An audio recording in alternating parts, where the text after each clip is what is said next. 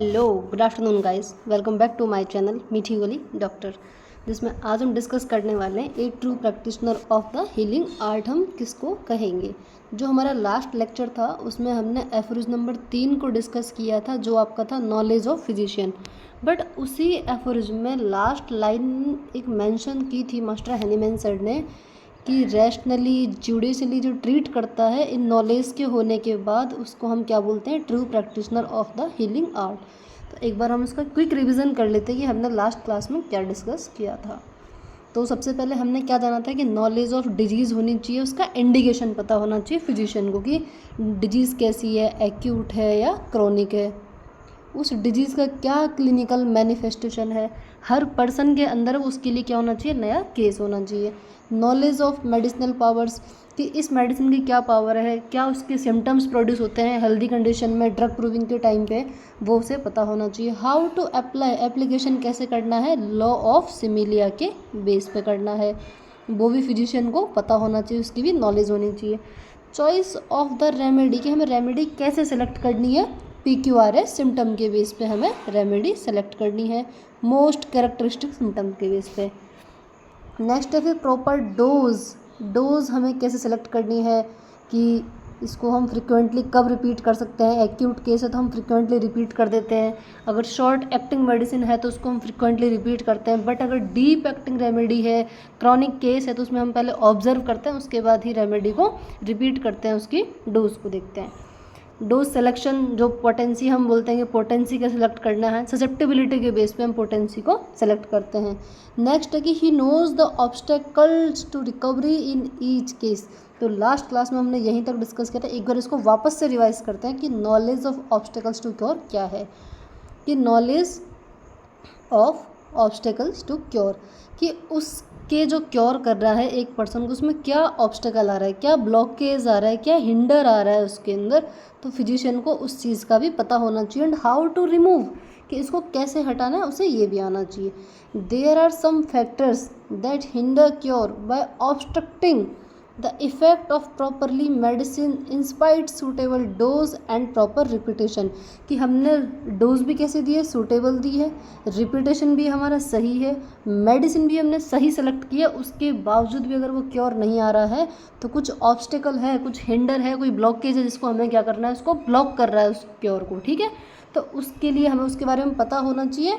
So the physician has to know what are the obstacles कि obstacles क्या है to cure in each particular case कि इस case में क्या है, ये नहीं कि हर केस में सिमिलर होगा, तो उसे हर केस को क्या करना है कि इंडिविजुअल केस की तरह ट्रीट करना है। ठीक है, he also should know how to remove these obstacles in order to make the cure permanent कि उसे ठीक है, ये तो पता लग गया कि इसमें ये ऑब्स्टेकल है, बट इसको हटाना कैसे है, इस ऑब्स्टेकल को रिमूव कैसे करना है, वो भी क्या होना चाहिए, फिजिशियन को पता होना चाहिए, ताकि वो क्या कर सके, उस क्योर को परमानेंट कर सके, उसकी जो डिजीज़ है, उसकी जो सिक कंडीशन है वापस से रिलैप्स ना हो।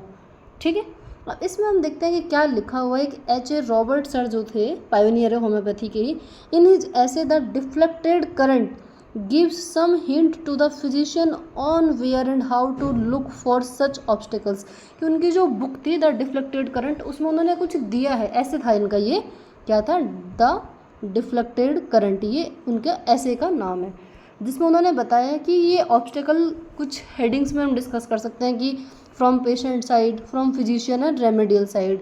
इसका एक छोटा सा अगर हम ओवरव्यू लें इसमें कि वो क्या हो सकते हैं, तो एक बार देखते हैं कि पेशेंट के साइड से क्या हो सकता है आपका ऑब्स्टेकल, कि हो सकता है कि उसकी जो डिजीज़ कंडीशन है उसमें कोई एडवांस्ड पैथोलॉजी हो, कि जो हम सोचते हों कि ठीक है टाइफाइड में ये होगा, बट अंदर ही अंदर बॉडी में कोई एडवांस्ड पैथोलॉजी उसके लिए डेवलप हो गई हो। ठीक है, एक तो ये हो सकता है पेशेंट की साइड से। नेक्स्ट क्या हो सकता है कि उसके लिए इम्यूनोलॉजिकल, कि उसमें ऑटो जिसको हम बोलते हैं एंटीबॉडी, हो सकता है कि उसका इम्यून जो सिस्टम हो वो प्रॉपर वर्क नहीं कर रहा हो। ठीक है, नेक्स्ट हो सकता है कि बॉडी में कोई मैकेनिकल ऑब्स्ट्रक्शन हो। ठीक है, कोई फॉरेन बॉडी हो जिसके बारे में हमें नहीं पता है और गलती से हो सकता है पेशेंट को भी ना पता हो। ठीक है, कोई ट्रॉमा हो सकता है, कोई इमोशनल स्ट्रेस हो सकता है, तो ये क्या होगा, ये भी एक ऑब्स्टेकल से, बट ये पेशेंट की साइड से है। कि उसके एक तो एडवांस्ड पैथोलॉजी हो सकती है डिजीज़ कंडीशन में, उसका इम्यून सिस्टम हो सकता है उसमें पर्टिकुलर उस मेडिसिन के लिए कोई एंटीबॉडी हो, या मैकेनिकल कोई ऑब्स्ट्रक्शन हो गया हो, या इमोशनल या स्ट्रेस हो। कि सर ठीक है पेशेंट का तो हमें समझ में आ गया कि, बट फिजिशियन की साइड से क्या ऑब्स्टेकल हो सकता है, कुछ आप बताएंगे इस बारे में। कि ठीक है फिजिशियन में क्या हो सकता है कि उसको लग रहा हो कि जब उसने सिमिलीमम सेलेक्ट की कि मे बी मैं जो मेडिसिन दे रहा हूँ वो शायद परफेक्ट नहीं है, तो एक के साथ में एक उसने गिफ्ट दे दी बाय 1 गेट 1, जो कि उसे नहीं करना चाहिए था। अब उसका जो ज़्यादा दिमाग चलाना था वही क्या बन गया, ऑब्स्टेकल बन गया। हो सकता है कि फिजिशियन जो पेशेंट बोल रहा हो उसको लिख तो रहा था वो उस टाइम केस टेकिंग के टाइम पे, बट उसने ज़्यादा ध्यान नहीं दिया उसकी बात पे, उसने सिर्फ लिखा तो सही बट परसीव नहीं किया कि वो क्या कहना चाह रहा था, उसके सिम्टम्स क्या हो रहे थे। हो सकता है कि उसने रेमेडी के सिलेक्शन में कोई गलती कर दी हो, क्या हुआ हो, सिलेक्शन ऑफ रेमेडी उसका प्रॉपर नहीं रहा हो, ये भी हो सकता है। हो सकता है कि उसकी कोई डोज प्रॉपर नहीं रहा हो सकता है कि उसे जिस मोड में देना था एग्जैक्ट मोड ऑफ प्रिपरेशन उसमें नहीं रहा हो सकता है कि सिर्फ उसने जो रेमेडी है वो सिर्फ की नोट सिम्टम के बेस पर ही दे दी हो पेशेंट को। तो ये क्या हो सकता है, फिजिशियन की साइड से ऑब्स्टेकल हो सकता है कि उसने केस टेकिंग प्रॉपर नहीं ली, मेडिसिन सही सेलेक्ट नहीं की। और रेमेडी की साइड से क्या हो सकता है कि जैसे कि हो सकता है कि हमारे पास जेन्युइन मेडिसिन ना हो उस कंडीशन में, कुछ ऐसी मेडिसिन है जिनकी प्रूविंग नहीं हुई हो, और वो मेडिसिन अगर दे देते हैं तो वो भी गलत होता है। ठीक है, तो ये कुछ ऑब्स्टेकल्स है, एक सिंपल सी हेडिंग के अंदर हमने इसको डिस्कस किया है। ठीक है, तो क्या कहा था, पेशेंट की साइड से, फिजिशियन की साइड से और रेमेडियल साइड से। नेक्स्ट हम डिस्कस कर रहे थे इसमें true practitioner of healing art, तो वो हम कब कहेंगे वो समझते हैं। इससे पहले हमें एफर्ज नंबर 4 पढ़ना पड़ेगा, जो लिखा हुआ है कि he is likewise a preserver of health. ही मतलब the physician is likewise a preserver of health, वो प्रिजर्व करने वाला है हेल्थ को। इफ़ ही नोज, यदि वो जानता है, the things that deranged health and cause disease and how to remove them from persons in health. तो वो कब कहलाएगा एक प्रिजर्वर, वो समझते हैं कि जब वो जानता है कि डिरेंजमेंट कैसे हुआ है, डिजीज़ का कॉज क्या है और उसे कैसे रिमूव करना है। अगर उसे पहले से ही पता है कि क्या कॉज है, तो उसमें हम जैसे बोलते हैं कोविड में prevention is better than cure, कि सर पहले ही बता दो कि ये चीज़ नहीं करनी है। ठीक है, तो क्या हुआ कि Hahnemann says the physician is not only a healer but also a preserver of health. By guiding on sanitation and hygiene a physician can fulfil his duties completely. ये बता सकता है कि हमें टाइम टू टाइम सैनिटाइजेशन करना है या उसमें हाइजीन का प्रॉपर हमें ध्यान रखना है, इस टाइप से वो हमें बता सकता है। Knowledge of prevention of disease is must, prevention is better than cure काफ़ी चला था कोविड के टाइम पे, आप सभी कोविड से तो बखूबी। The mission of the physician is not just curing the sick individual but even preventing the peoples from becoming sick. कि ये तो ठीक है कि उसका मिशन क्या है कि सिक पर्सन को ठीक करना, क्योर करना, बट उसका एक ड्यूटी ये भी है कि अगर उसे ये लगता है कि ये बीमारी फैल सकती है इन्फेक्शियस है, तो वो लोगों को उसके लिए पहले ही सावधान कर दे, उन्हें बता दे कि आप ये प्रिकॉशन लीजिए ताकि आपको कोई बीमारी हो ही ना। ठीक है, तभी वो क्या कहलाएगा, प्रिजर्वर ऑफ हेल्थ कहलाएगा। देन नेक्स्ट क्या है कि knowledge of the things that deranged health and cause disease and how to remove them from the person. In the aphorism number 4 Hahnemann explains about knowledge of, वही same line लिखी हुई, the things that derange health and cause disease and how to remove them from the persons. कि उसे ये पता है कि derangement किस वजह से हुआ है, कैसे हुआ है हेल्थ के अंदर, डिजीज़ कैसे हुई है, डिजीज़ का अगर कॉज पता है और उसे कैसे रिमूव करना है, तभी वो क्या कहलाता है, ही is like a preserver of health. अब ए ट्रू प्रैक्टिशनर क्या होता है वो समझ सकते हैं इसके बाद हम।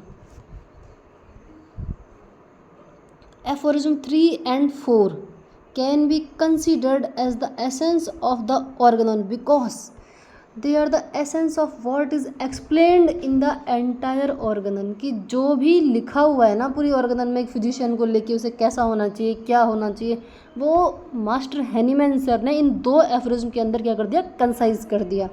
ए true practitioner of the healing art should be an unprejudiced observer must be free from any hypothesis, follow the direction of Hahnemann's, जो 83 में दिया हुआ है केस टेकिंग के टाइम। अब समझते हैं कि ट्रू प्रैक्टिशनर के लिए उसे क्या क्या आना चाहिए। कि ठीक है, स्टार्ट करो नंबर 1 से, अगर आपके एग्जाम में आता है तो, कि who is a true practitioner of healing heart. सबसे पहले नॉलेज ऑफ डिजीज़, क्या लिखोगे? नॉलेज ऑफ डिजीज़, किस किस बारे में, डिजीज़ कैसे हुई है, डिजीज़ का क्या कॉज है वो लिखना है, और एक्यूट है या क्रॉनिक है डिजीज़ के नेचर के बारे में भी पता होना चाहिए। नेक्स्ट, कि डिजीज़ का क्या मैनिफेस्टेशन हो सकता है, हर पर्सन को कैसे ट्रीट करना है, नए केस की तरह ट्रीट करना है। सेकंड, नॉलेज ऑफ मेडिसिन, कि इस मेडिसिन की क्या पावर है, वो क्या हेल्दी पर्सन में सिम्टम प्रोड्यूस कर सकती है। हाउ टू अप्लाई, एप्लीकेशन कैसे करना है, एप्लीकेशन ऑफ मेडिसिन किसके बेस पर करना है, लॉ ऑफ सिमिलिया के बेस पे। फोर्थ, क्या चॉइस ऑफ रेमेडी, रेमेडी कैसे सेलेक्ट करनी है।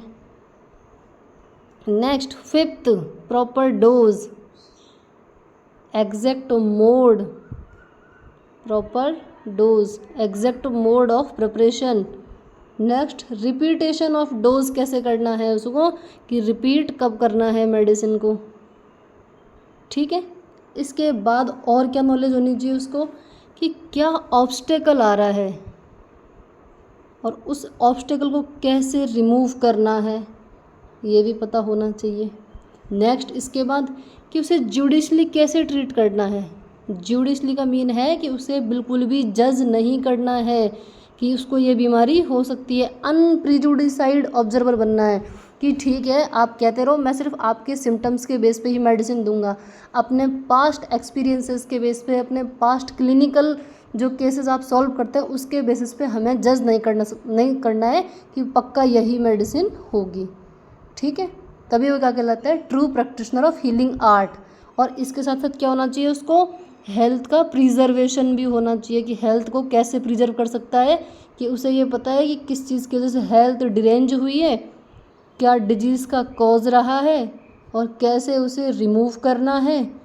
और ठीक है, उसको तो उसने ठीक कर दिया, बट कैसे बाकी लोगों को भी बचाना है, प्रिवेंशन, बाकी लोगों को भी उसको बीमारी से बचाना है। ठीक है, ये भी क्या हो जाएगा, तब जाके वो क्या कहलाता है, true practitioner of healing art.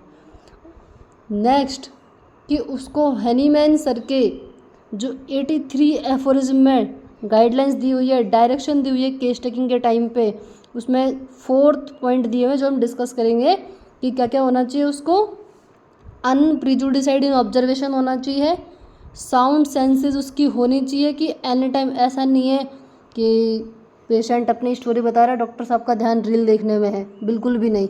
उसकी साउंड सेंसेस, छोटा से छोटा, माइन्यूट से माइन्यूट, अगर स्किन पे कुछ इन्फेक्शन है, कोई कलर चेंज है, आंखों में कुछ इश्यू है, टंग हम चेक करते हैं, तो सारी चीज़ें उसे नोटिस में होनी चाहिए। ठीक है, तभी वो क्या कहलाता है, एक true practitioner of healing art कहलाता है। तो थैंक यू गाइस, आज का लेक्चर हमारा यही था। तो आगे जुड़े रहिए आप हमारे साथ। मीठी गोली डॉक्टर चैनल को सब्सक्राइब कीजिए ताकि वीडियो का नोटिफिकेशन आपके पास सबसे पहले आ जाए।